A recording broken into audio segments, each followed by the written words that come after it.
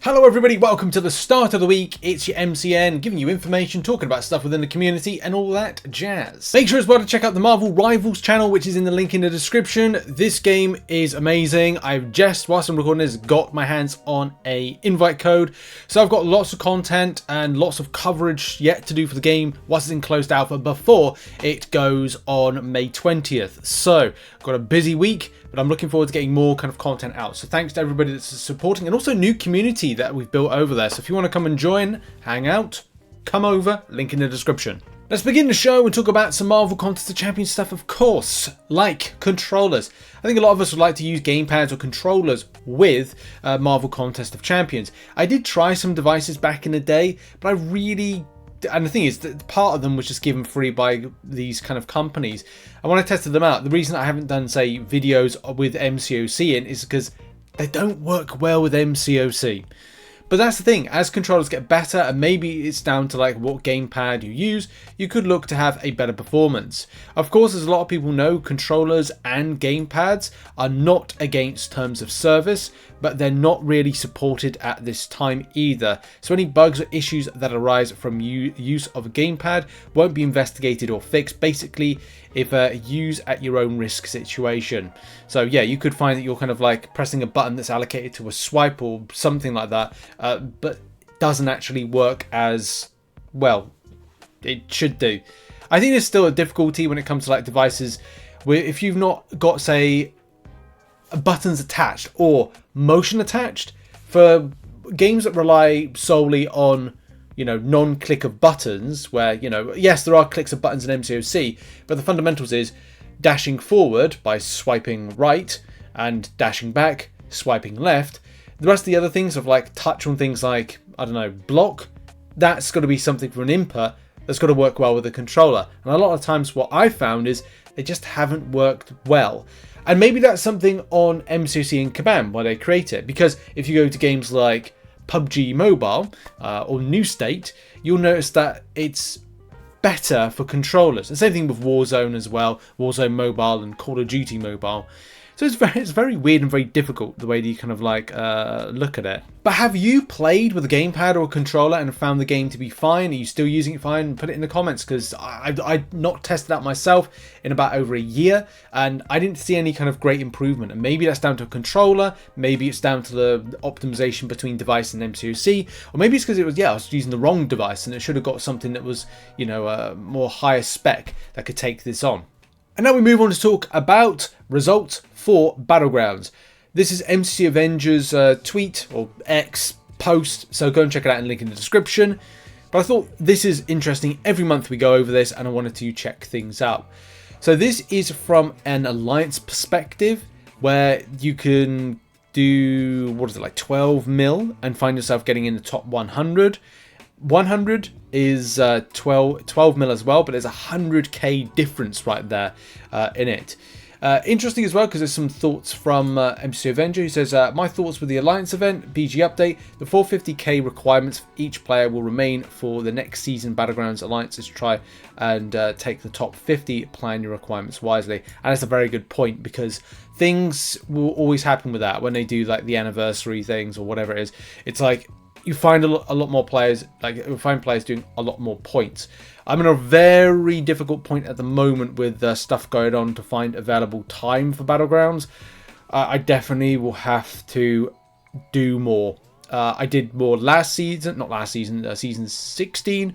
I didn't do as well as I wanted to do in season 17, and that's just, it's something that sticks with me at the moment. It's just trying to find available time. I think when I'm moved, I'll kind of like have better time, although Marvel Rivals is doing well, so I don't know. Oh, life, eh? Life. So, from the grand scheme of things, we've got some kind of cool information and some differences. There we go, that's blown up now, so you can see these a bit more clearly. Yeah, so it does seem to be the same. It looks like more points are being put into get higher placements. If you look at anniversary ones, which MCC Avenger does point out quite correctly, for seasons do see a higher point to place finish, and that is of course going to be a bit of an issue for most. But I really would like to see just a better progression system for it, just to save people time. And people might say, well, Kabam can't give everything out for free or kind of make it easy. Well, this is the thing about time. The amount of people that kind of reach out and say, look, I don't have the time to do all of this. I'd like to, and I feel I have to. And you have to in Season 19 because you want that piece, that Deathless piece. So it's pretty tough to find all the time in the world to play MCOC as much as it's required. And again, people will say, well, it's not required to do that. But you put chase things, you put like chase rewards, like the rune stones are technically chase. The Deathless piece is chase. I think if they didn't have those things in that mode, I wonder if anybody would play the mode. But the rewards have been buffed recently, so maybe that's different now because things have changed with it and it's more rewarding. But there we go. That's that. Next up, a bit of coverage on Sagas. As you know, Sagas are 3 months kind of thematic events that are running at the moment. We're in the Magica saga, with the next saga being announced in June. Do you think that's too long, having 3? Is it? I personally think it should be a 2-month thing rather than 3 months. But, you know, at the end of the day, it's down to Kabam how they run the game. I just feel that after 2 months, I'm kind of done with kind of the narrative. Just to keep it fresh, to then have something in and having, instead of having, was it 4 a year? 4 sagas a year, is to have 6 sagas a year. But that's the thing. Maybe I'm wrong with that take.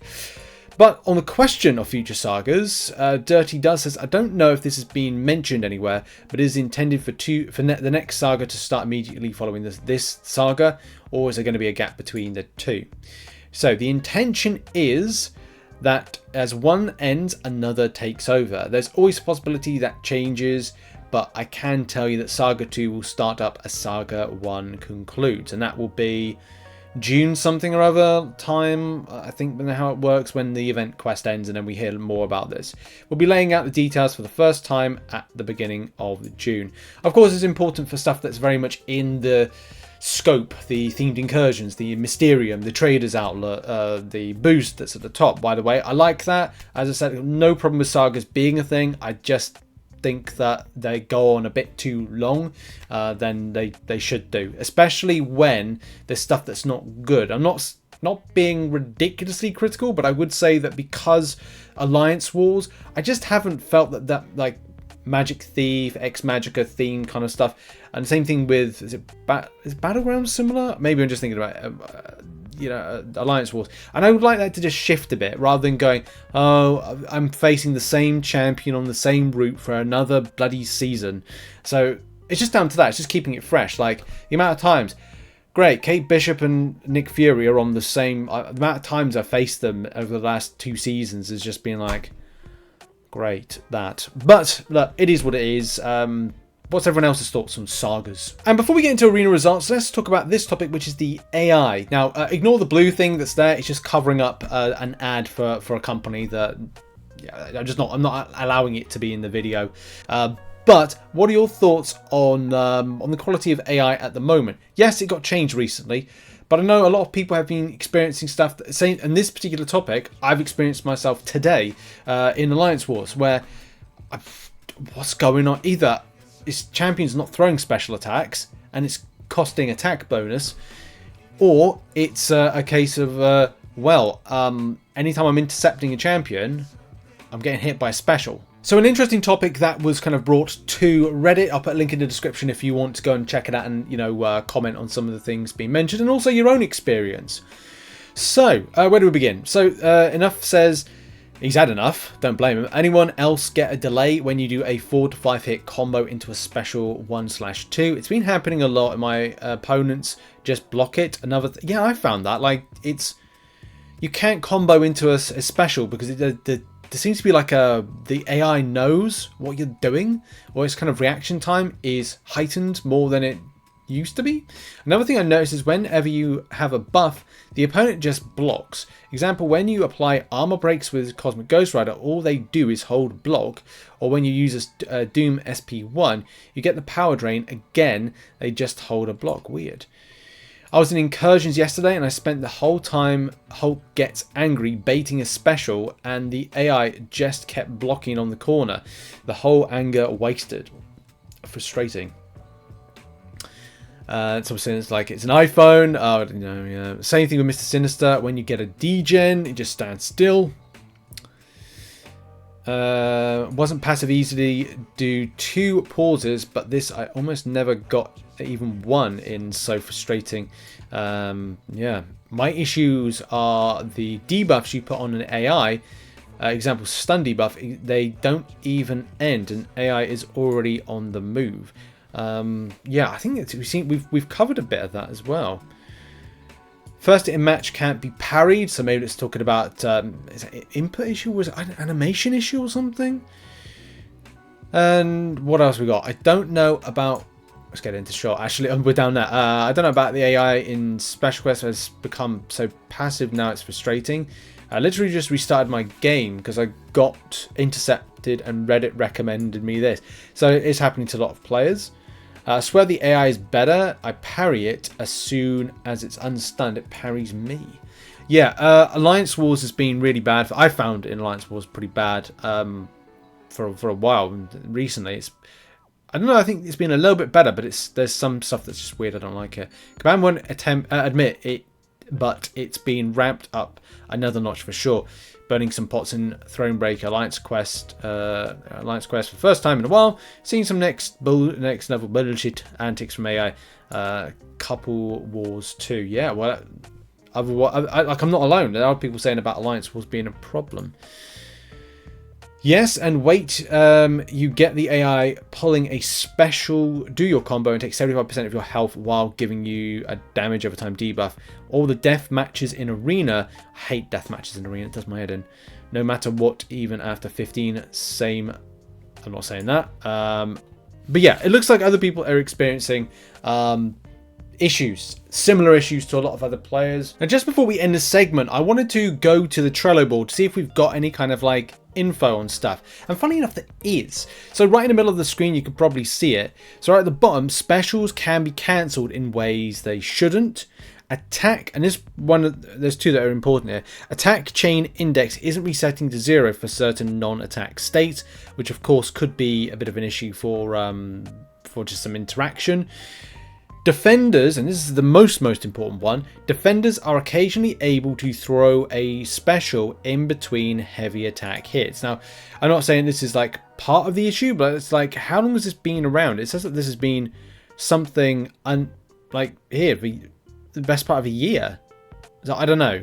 Is there kind of like a weird thing with how this is displayed? Like maybe that's meant to be April 2024 rather than 2023. I don't know. Like it's like a weird date assignment thing. Either way, I don't know. But it looks like there's something there. I can't remember if these were part of like being here for a while.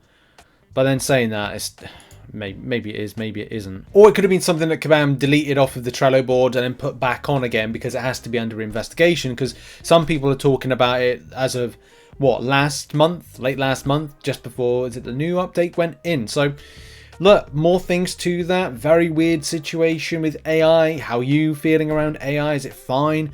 Gotta be honest, Event Quest has been fine for AI. It's just been other areas of the game, incursions and alliance wars, but everyone's is different. I find from time to time, like people are talking about this place or that place. Maybe we just have a good day. Like sometimes there's a good day for it and then there's a bad day for it.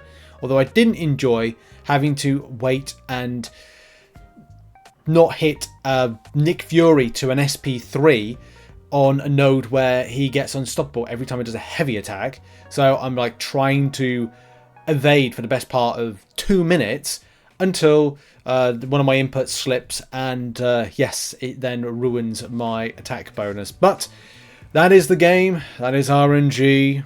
Let's talk about Arena results. We've got some results that have come in, and that is for Emma Frost and Kushala. Emma Frost, 12th position, 103 mil. So I can imagine the champion went about that kind of 50 mil mark.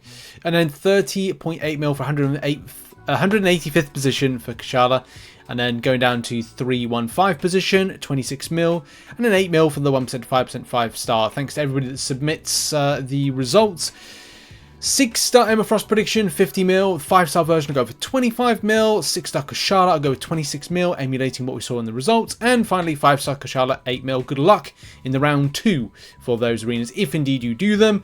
Make sure to come out to the community tab page where we look to grab those particular bits of info. Any case, thanks for watching. Check out some other content located on the screen. I'll see you in the next one. Have a lovely day. Goodbye.